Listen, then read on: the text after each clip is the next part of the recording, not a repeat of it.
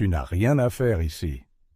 C'est un endroit pour de vrais soldats, pas pour une frimeuse en costume. » Les mots frappèrent Emily Carter comme une gifle au moment où elle entra dans le bar faiblement éclairé au coin de Main Street. L'enseigne au néon grésillait doucement au-dessus de la porte, une lumière fatiguée marquant ce que les habitants appelaient l'Aigle de Fer, un bar appartenant à un vétéran, longtemps considéré comme un lieu de rassemblement pour ceux qui avaient servi. Émilie était entrée vêtue de son uniforme, impeccable et réglementaire, avec l'écusson de son ancienne unité sur l'épaule. Ce n'était pas juste du tissu, c'était son histoire, ses cicatrices, ses sacrifices cousus dans l'étoffe. Mais pour l'homme qui avait parlé, cet étranger aux larges épaules et au visage rougeau, appuyé contre le comptoir avec une bière bon marché à la main, elle n'était qu'une imposture à ses yeux. Un silence se fit dans la pièce après ces paroles, les conversations suspendues en pleine phrase. Des dizaines de pères d'yeux se tournèrent vers elle, certains curieux, d'autres hostiles, d'autres encore indéchiffrables. Émilie sentit sa poitrine se serrer, mais elle se redressa, son dos se raidissant instinctivement comme si elle était de retour sur la place d'armes. Elle avait affronté pire que cela, des exercices sans fin sous un soleil de plomb, des nuits à grelotter dans le froid du désert, le claquement sec des tirs dans des endroits où la peur pesait plus lourd que l'air lui-même. Pourtant, d'une manière ou d'une autre, ceci, être mis en doute dans son propre pays, dans sa propre ville, la blessait plus profondément. « Tu m'as entendu » ricana l'homme quand elle ne répondit pas immédiatement. « Cet uniforme est gâché sur toi. Une petite fille qui joue à se déguiser. Tu n'as probablement même jamais quitté la base. » Ses amis gloussèrent depuis une table voisine, et le son était bas et amer, comme des couteaux raclant la pierre. La bouche d'Émilie devint sèche.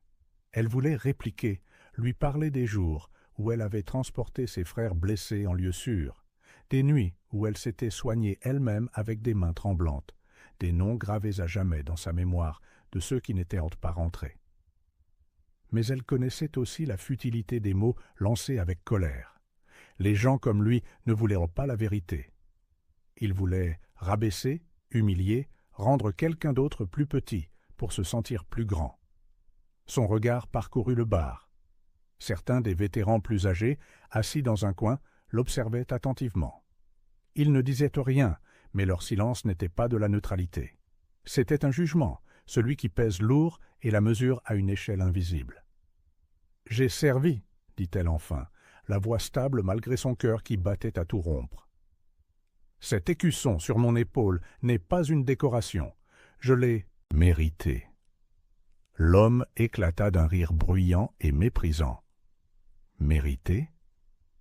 Bien sûr. Tu penses que porter ça te rend égal à nous ? Je parie que tu n'as jamais vu le combat. Je parie que le pire auquel tu aies eu à faire face, c'était de classer des papiers, pendant que les hommes faisaient le vrai travail. » Quelque chose en Émilie trembla, non pas de peur, mais de fureur. Ces mots griffaient de vieilles blessures qu'elle pensait cicatriser. Elle se souvint de la chaleur des explosions, de l'odeur de la fumée et du métal, des cris dans le noir quand l'espoir semblait un rêve lointain. Elle se souvint d'avoir porté son fusil dans des rues où chaque ombre pouvait signifier la mort. Et elle se souvint du jour où elle avait perdu son ami le plus proche, son camarade de combat, à cause d'une bombe artisanale qui aurait dû l'emporter elle aussi. De la paperasse. Elle serra les poings jusqu'à ce que ses ongles s'enfoncent dans ses paumes. Avant qu'elle ne puisse parler à nouveau, un homme plus âgé se leva de la table du coin. Ses cheveux étaient gris, sa posture usée, mais portant encore des traces de discipline que le temps ne pouvait effacer. Il marcha lentement, délibérément, jusqu'à l'endroit où se tenait Émilie. La salle observait, la tension vibrant comme un courant électrique. « Mon garçon, » dit le vieil homme au provocateur, sa voix basse mais tranchant le silence. « Tu devrais peut-être regarder cet écusson de plus près avant d'ouvrir la bouche. » Le provocateur hésita, son sourire narquois s'effaçant légèrement. Le vieil homme se tourna vers Émilie, ses yeux s'adoucissant, bien que sa voix restât ferme. « Cet écusson, dit-il, assez fort pour que toute la salle l'entende, appartient à la 89e unité d'évacuation médicale. J'ai vu cet écusson dans des endroits où tu ne tiendrais pas une journée. Cette unité a sorti mon escouade quand nous étions encerclés. Si elle le porte, ce n'est pas une frimeuse. Elle fait partie de la famille. » Un silence encore plus profond s'abattit sur le bar. Le provocateur bougea, mal à l'aise, mais Émilie ne le regarda pas. Ses yeux piquaient, non de honte, mais du poids soudain de la reconnaissance. Pendant si longtemps, elle avait été ignorée, méprisée, remise en question. Et maintenant, dans la pénombre d'un bar qui sentait le vieux bois et la bière éventée, quelqu'un avait pris sa défense. Non seulement en tant que soldat, mais en tant que personne qui avait vraiment porté son fardeau, qui avait vraiment compté. Mais ce n'était que le début. Le respect ne s'obtenait jamais gratuitement. Elle devrait le prouver, pas seulement à un homme arrogant, mais à tous ceux qui regardaient. Et alors qu'elle s'asseyait au bar, le défi tacite flottait dans l'air comme de la fumée. Resterait-elle silencieuse ou leur montrerait-elle qui elle était vraiment? Émilie s'assit au bar, les mains jointes fermement sur le comptoir, les mots du vieil homme résonnant encore dans le lourd silence. La barmaid, une femme nerveuse aux manches couvertes de tatouages délavés, lui glissa un verre d'eau sans qu'elle le demande. C'était un petit geste, mais Émilie en comprit le sens. Dans cet endroit, les gestes comptaient plus que les mots. Le provocateur s'était retiré à sa table, bien que le ricanement n'eût pas complètement quitté son visage. Ses amis se penchèrent, chuchotant, jetant des regards furtifs à Émilie comme si elle était une anomalie, quelque chose qui ne cadrait pas avec l'histoire qu'ils se racontaient sur qui méritait de porter l'uniforme. Elle voulait les ignorer, siroter son eau et partir, mais quelque chose dans sa poitrine brûlait trop fort. Partir serait une reddition, et elle avait déjà abandonné assez d'elle-même, sa jeunesse, son sommeil, sa tranquillité d'esprit. Elle ne pouvait pas aussi leur livrer sa dignité. Le vétéran plus âgé qui l'avait défendu, quelqu'un qui, elle l'apprit plus tard, s'appelait Harris, prit le tabouret à côté d'elle. Ses mouvements étaient délibérés, sans hâte, le genre de calme qui vient de ceux qui ont survécu à des tempêtes que personne d'autre ne peut imaginer. « Ils ne te connaissent pas, dit-il doucement, mais je connais cet écusson. Je sais ce qu'il faut pour le porter. Tu ne leur dois aucune explication, mais si tu restes, tu devras décider ce que tu veux qu'ils voient. » Émilie déglutit difficilement. « Et s'ils ne voient jamais qu'une femme en uniforme ?» Les yeux d'Harris se plissèrent, mais pas contre elle, à cette pensée. « Alors montre-leur ce que ça signifie. Rappelle-leur que l'uniforme ne se soucie pas du genre, seulement du cran. » La nuit s'étira. Les conversations reprirent lentement, prudemment, comme si la pièce testait encore l'air après un coup de foudre. Émilie resta au bar, à écouter. Des bribes d'histoire flottaient jusqu'à elle, des déploiements qui avaient mal tourné, des nuits de rire dans des endroits improbables, un chagrin masqué par un humour que seuls d'autres vétérans pouvaient comprendre. Et bien qu'elle reconnût la cadence, le langage partagé de ceux qui avaient servi, elle se sentait aussi comme une étrangère. Jusqu'à ce qu'Harris parle à nouveau, cette fois plus fort, sa voix destinée à porter. « Vous voulez savoir quelque chose ? Elle a soigné 3 de mes hommes à Kandahar. Je me souviens de l'hélico d'évacuation. Je me souviens du bruit des rotors et je me souviens d'un médecin qui n'arrêtait pas de travailler, même après que des éclats d'obus lui eurent déchiré le bras. Vous pensez qu'elle n'a pas saigné? Réfléchissez-y à 2 fois. » Émilie se figea. Elle ne s'attendait pas à ce qu'ils la connaissent, et encore moins qu'ils se souviennent d'elle dans le chaos de cette journée, des années auparavant. Elle était plus jeune alors, terrifiée et tremblante, tandis qu'elle s'efforçait d'arrêter. L'hémorragie d'homme 2 fois plus grand qu'elle, sa propre manche trempée d'un sang qui n'était pas entièrement le leur. Elle n'avait pas pensé que quelqu'un se souviendrait de son visage, juste un médecin de plus faisant son travail dans le flot incessant de la guerre. Le bar redevint silencieux. Le provocateur bougea sur son siège, son arrogance s'effritant davantage. Ses amis évitaient maintenant le regard d'Émilie, leur rire précédent se muant en silence. Pour la première fois, Émilie sentit le poids de la pièce basculer, très légèrement, en sa faveur. Elle prit une longue inspiration. « Je ne suis pas venue ici pour prouver quoi que ce soit, dit-elle, sa voix calme mais ferme. Je suis venue parce que c'est censé être un endroit pour les gens qui comprennent. J'ai déjà été méprisée dans des salles de réunion, lors d'entretiens d'embauche, même au ministère des Anciens Combattants. Mais pas ici. Pas parmi les miens. » Ces mots portèrent plus loin qu'elle ne l'avait prévu. Des têtes se tournèrent, des expressions s'adoucirent. Ce ne fut pas spectaculaire, pas un tonnerre d'applaudissements ou un chœur d'approbation. C'était quelque chose de plus subtil, de plus puissant, la reconnaissance. Une reconnaissance dans des yeux qui avaient été sceptiques. La barmaid se pencha en avant, s'appuyant sur ses coudes. « Vous avez des histoires, n'est-ce pas ?» Émilie esquissa un demi-sourire, celui qui portait à la fois la tristesse et la fierté. On en a tous, certaines que l'on raconte, d'autres que l'on porte en soi. La soirée avança, et Émilie aussi. Elle raconta des fragments sur les vols sans fin transportant les blessés, sur le soldat qui lui avait serré la main si fort avant de s'éteindre, sur l'humour étrange qui les gardait sains d'esprit quand tout le reste s'effondrait. Elle n'enjoliva rien. Elle ne se vanta pas. Elle dit simplement la vérité. Et en la racontant, quelque chose changea. Pas seulement dans le bar, mais en elle-même. Le provocateur, sirotant toujours son verre, finit par se lever et partir, son silence plus éloquent que ses paroles précédentes. Personne ne le retint. Personne ne le regretta. Alors que la porte se refermait derrière lui, Harris leva son verre vers Émilie. « À ceux qui connaissent le prix à payer », dit-il simplement. Et cette fois, d'autres se joignirent à lui, doucement d'abord, puis plus fort, jusqu'à ce que le tintement des verres remplisse l'air. Émilie ne sourit pas tout de suite. Elle ferma simplement les yeux un instant, laissant le son l'envahir. Elle n'était pas encore vengée, pas entièrement. Elle portait toujours le poids des années passées à être ignorée, mise en doute, minimisée. Mais cette nuit avait entrouvert la porte. Cette nuit lui avait rappelé quelque chose qu'elle avait presque oublié, que son histoire comptait. Et demain, elle déciderait comment s'assurer qu'elle soit entendue. Le lendemain, matin, Émilie se réveilla avec une agitation qu'elle n'avait pas ressentie depuis des années.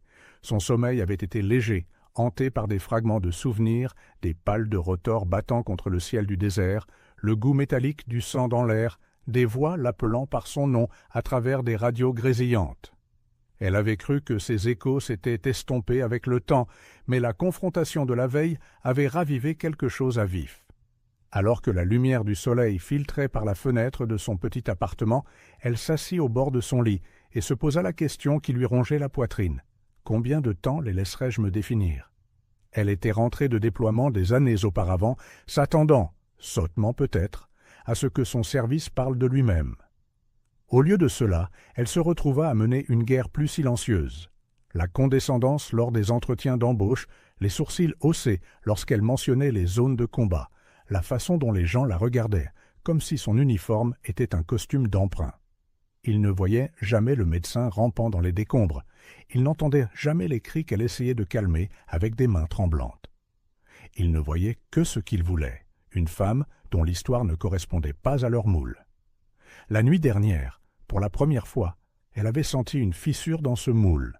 Les mots d'Harris lui avaient donné un aperçu de ce que signifiait être vraiment reconnu.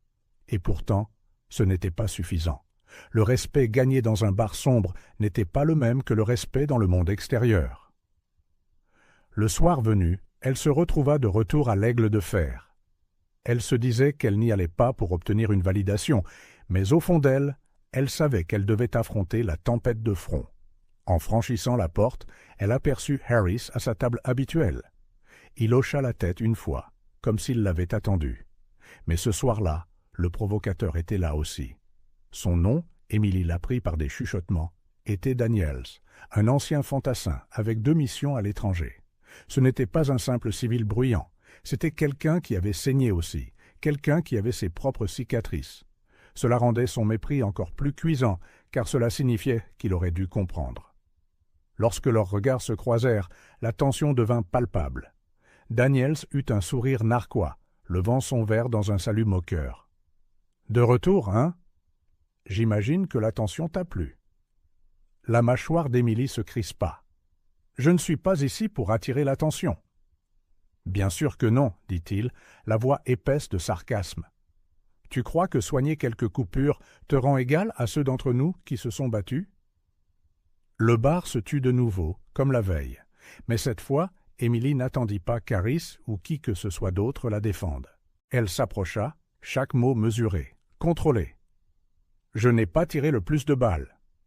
Je n'ai pas planté les drapeaux, mais j'ai évacué des hommes qui ne pouvaient plus marcher. J'ai maintenu la pression sur des blessures alors que tout ce que je voulais, c'était hurler. J'ai vu la vie quitter des visages que je ne pourrai jamais oublier. Tu penses que ça vaut moins?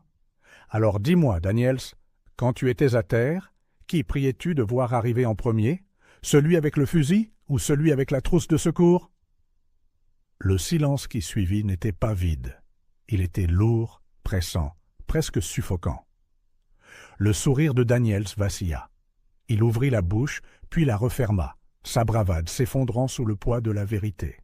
La voix d'Harris rompit le silence. « Elle a raison, et tu le sais. » La poitrine d'Émilie se souleva. Elle n'avait pas prévu d'en dire autant, mais une fois que c'était parti, le flot refusa de s'arrêter. La douleur, les souvenirs, les années de mépris. Tout jaillit, non pas comme une performance, mais comme un témoignage brut. Elle ne cherchait pas les applaudissements. Elle exigeait la reconnaissance. Pour la première fois, Daniels détourna le regard. Ses épaules s'affaissèrent, et bien que sa fierté le maintint silencieux, le combat dans ses yeux s'éteignit. Il but une longue gorgée, fixant le vide. La barmaid se pencha vers Émilie. « C'est la première fois que je le vois la fermer, » chuchota-t-elle. Mais Émilie ne se sentait pas triomphante. Elle se sentait épuisée, comme si elle avait rouvert des blessures qu'elle avait passé des années à recoudre. Elle s'assit au bar, les mains tremblant légèrement. Plus tard dans la soirée, Harris s'approcha d'elle à nouveau.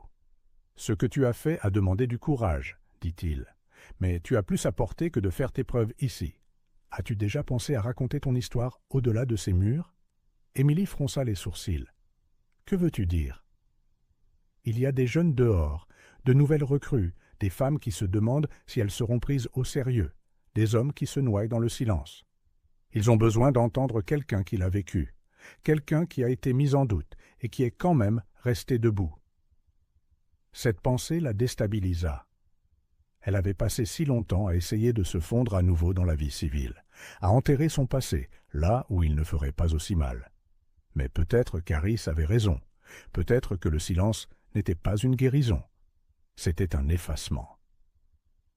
Elle rentra chez elle ce soir-là, non pas avec des réponses, mais avec une nouvelle question résonnant dans sa tête. Et si mon histoire n'était pas seulement la mienne? Et si elle était destinée à se battre pour d'autres aussi? La semaine suivante s'écoula lentement, mais la question qu'Harris avait plantée dans l'esprit d'Émilie refusait de s'effacer. Chaque fois qu'elle essayait de s'occuper, ranger l'appartement, faire des courses, noyer des heures dans le bruit de la télévision, elle l'entendait à nouveau. Et si mon histoire n'était pas seulement la mienne? Le jeudi, elle se retrouva devant le centre communautaire du centre-ville, fixant le panneau qui annonçait un forum local pour les vétérans. Ce n'était pas grand, juste un rassemblement d'anciens militaires et de leurs familles. Elle n'avait pas prévu de parler, elle voulait seulement écouter. Mais alors qu'elle se tenait au fond, regardant le panel d'hommes échanger des histoires de déploiement, elle sentit le serrement familier dans sa poitrine. Le même serrement qu'elle avait ressenti dans le bar. Le même serrement qu'elle avait ressenti dans les salles d'entretien, dans les cliniques pour anciens combattants, au salon de l'emploi. Une fois de plus, son silence ressemblait à une complicité dans son propre effacement. Lorsque le modérateur demanda si quelqu'un dans le public voulait partager son expérience, Émilie se surprit elle-même en se levant. Des têtes se tournèrent, et pendant un instant, elle songea à se rasseoir. Mais elle croisa alors le regard d'Harris. Il était là aussi, assis sur le côté. Il lui fit un petit signe de tête ferme. Émilie s'éclaircit la gorge. « Mon nom est Émilie Carter. J'ai servi comme médecin avec la 89e, et on m'a dit, plus d'une fois, que mon service n'avait pas autant d'importance parce que je n'étais pas celle qui portait le plus gros fusil. Une vague de malaise parcourut la salle, certains bougeant sur leur siège, d'autres fronçant les sourcils. Elle continua. « Mais j'étais là quand la poussière était épaisse et que l'air vous brûlait les poumons. J'étais là quand des hommes hurlaient le nom de leur mère. J'étais là quand le silence signifiait que la mort s'installait. Et je vais vous dire ceci. Personne ne remettait en question ma valeur quand ils se vidèrent de leur sang dans mes bras. » Sa voix trembla, mais elle se força à poursuivre. « Je ne dis pas que j'étais plus courageuse que quiconque. Je dis que la bravoure prend plus de forme que les gens ne veulent l'admettre. Parfois, c'est charger sous le feu. Parfois, c'est tenir la ligne pendant que votre propre sang goutte dans la terre, parce que la vie de quelqu'un d'autre dépend de vos mains qui ne tremblent pas. » Quand elle eut fini, la salle était silencieuse. Le genre de silence qui oscille entre le rejet et la révélation. Puis, lentement, une femme plus âgée au premier rang se mit à applaudir. Pas des applaudissements polis, réguliers, délibérés, porteurs de poids. D'autres se joignirent, timidement d'abord, puis plus fort, jusqu'à ce que la salle se remplisse de sons. Émilie s'assit, le pouce rapide, les paumes moites. Elle n'avait pas parlé pour les applaudissements. Elle avait parlé parce qu'elle était fatiguée du silence. Mais les applaudissements lui dirent donc quelque chose qu'elle n'attendait pas, que peut-être d'autres aussi étaient de fatigués du silence. La nouvelle de son discours se répandit plus vite qu'elle ne l'imaginait. Un journal local publia un petit article sur « le médecin qui a osé parler ». En ligne, un clip de ses paroles, une vidéo tremblante prise avec un téléphone par quelqu'un dans la foule, fut partagée et repartagée. Certains commentaires la louaient, d'autres étaient cruels, faisant écho au scepticisme de Daniels, se moquant de l'idée que son écusson signifiait quoi que ce soit. Émilie lut chaque mot. Elle savait qu'elle ne devrait pas, mais elle ne pouvait pas détourner le regard. La négativité la blessait, plus vivement que des balles, d'une certaine manière. Mais mêlés au poison se trouvaient des messages de jeunes femmes qui disaient qu'elles s'engageaient, des messages de vétérans qui admettaient n'avoir jamais pensé aux médecins comme elles les décrivaient, des messages d'hommes qui chuchotaient qu'ils avaient pari porter les mêmes doutes sur eux-mêmes et se sentaient enfin vus. Un soir, Harris l'appela. « Le feu est allumé maintenant, dit-il, mais les feux se propagent. »« Es-tu prête pour ça ?» Émilie hésita. « Et si je ne peux pas le porter ?»« Alors d'autres aideront, mais tu as déjà porté des hommes plus lourds que ça, ne l'oublie pas. » Son cœur se gonfla de quelque chose d'inhabituel, quelque chose proche de l'espoir. Pour la première fois depuis son retour, elle ne se contentait pas de subir la vie. Elle la façonnait. Pourtant, elle savait aussi que tout le monde ne voulait pas que le feu se propage. Daniels n'avait pas dit grand-chose depuis la confrontation, mais la rumeur lui parvint qu'il racontait à qui voulait l'entendre qu'elle était une fraude, une menteuse, qui exagérait son service pour attirer l'attention. Certains le crurent. Certains l'affrontèrent, même en ligne, avec un venin qui s'infiltrait dans sa vie quotidienne. Des inconnus lui crachaient des mots dans des fils de commentaires qui la coupèrent profondément.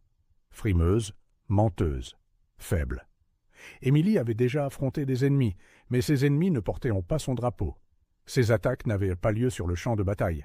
Elles se déroulaient au sein même de la communauté qui, pensait-elle, l'aurait accueillie. Pourtant, elle se souvint des mots d'Harris. Le cran, ce n'est pas de ne jamais saigner. C'est de rester stable, même quand on saigne. Et en regardant les messages de soutien, les visages des jeunes recrues au forum suivant, qui lui posèrent des questions avec de grands yeux pleins d'espoir, elle réalisa que le feu n'était plus seulement le sien. Il se propageait. La réaction la plus violente survint le mois suivant.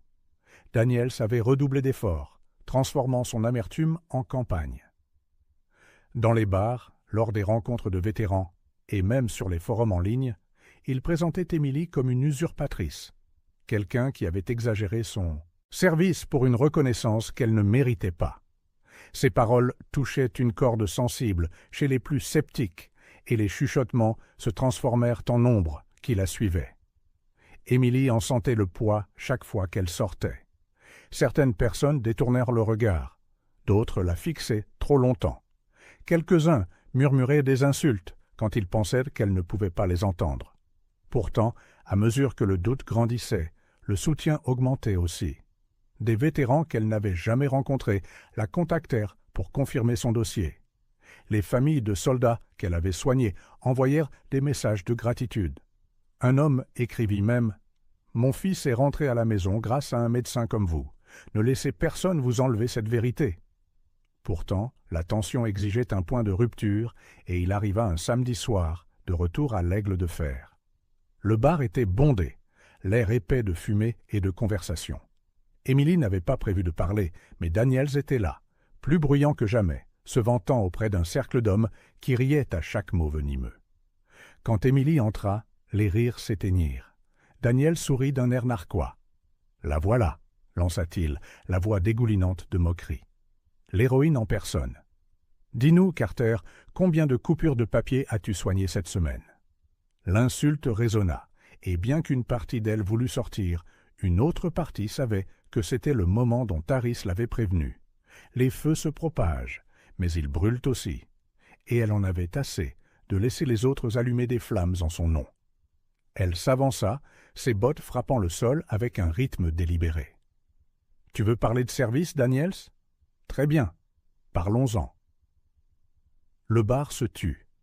Daniels se pencha en arrière, feignant l'aisance, mais sa mâchoire se crispa. La voix d'Émilie porta, non par son volume, mais par une fermeté brute qui emplit chaque recoin. « Tu dis que je ne me suis pas battu. Mais je me suis battu chaque fois que j'ai couru dans le chaos quand les autres en sortaient. Je me suis battu chaque fois que j'ai surmonté ma propre peur parce que quelqu'un d'autre se vidait de son sang. Je me suis battu chaque fois que j'ai perdu quelqu'un dans mes bras et que j'ai quand même dû passer au blessé suivant sans m'effondrer. C'est un combat qu'on ne voit pas dans les rétrospectives, mais c'est un combat qui sauve des vies. » Sa gorge se serra, mais elle continua. « Et je ne suis pas ici pour vous demander de me remercier. Je suis ici pour vous rappeler, nous rappeler à tous, que le service ne se mesure pas seulement aux balles que vous avez tirées. Il se mesure aux sacrifices que vous avez portés. Et j'ai porté les miens. » Le silence qui suivit n'était pas fragile cette fois. Il était lourd, dense, inébranlable. Daniels ouvrit la bouche, mais avant qu'il ne puisse parler, Harris se leva de sa table. « Elle a raison, dit-il fermement. Et j'ajouterai ceci, j'étais là le jour où elle a sauvé 3 hommes, en saignant elle-même, et a refusé d'abandonner. Si ça ne te vaut pas son respect, Daniels, rien ne le fera. Mais ne confonds pas ton amertume avec la vérité. Nous avons tous servi. Et il est grand temps que nous commencions à honorer chaque type de service. » D'autres se levèrent aussi, un par un.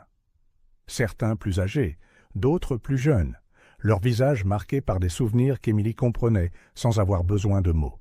Ils n'acclamèrent pas, ils n'applaudirent pas. Ils se tenaient debout en une solidarité silencieuse, un geste plus lourd que n'importe quel applaudissement. En quelques minutes, presque tout le bar était debout. Le sourire narquois de Daniels se brisa enfin. Il regarda autour de lui, soudainement isolé, dépouillé du public qui avait nourri son arrogance. Sa voix faiblit alors qu'il marmonnait quelque chose d'inintelligible. Puis il attrapa son manteau et sortit en trombe, la porte claquant derrière lui. Émilie resta figée, la scène presque surréaliste. Elle n'était pas venue pour se venger, mais voir la justice se dérouler, voir l'arrogance réduite au silence par la vérité, l'envahit comme une marée qu'elle ne savait pas avoir attendue. La barmaid leva un verre dans sa direction. « Au médecin, » dit-elle simplement. Harris fit écho, levant le sien. « À ceux qui nous portent quand nous ne pouvons plus nous porter nous-mêmes. » Et cette fois, le cœur qui suivit fit trembler la pièce. Émilie sentit ses yeux piquer, mais elle ne détourna pas le regard. Elle se tenait droite, les épaules carrées, l'écusson sur son bras lourd de sens. Pour la première fois depuis des années, elle n'avait pas l'impression de devoir le défendre. Il parlait de lui-même. Cette nuit-là, en rentrant chez elle sous le doux bourdonnement des lampadaires, elle réalisa quelque chose de plus profond. Le bar, les discours, les confrontations. Il ne s'agissait pas seulement d'elle. Il s'agissait de chaque soldat qui avait été un jour mis en doute, méprisé, effacé. Son histoire n'était plus seulement la sienne. Elle était devenue une voix, un rappel, une étincelle. Et en regardant l'horizon, Émilie sut que le feu continuerait de se propager. Mais cette fois, elle était prête à le porter.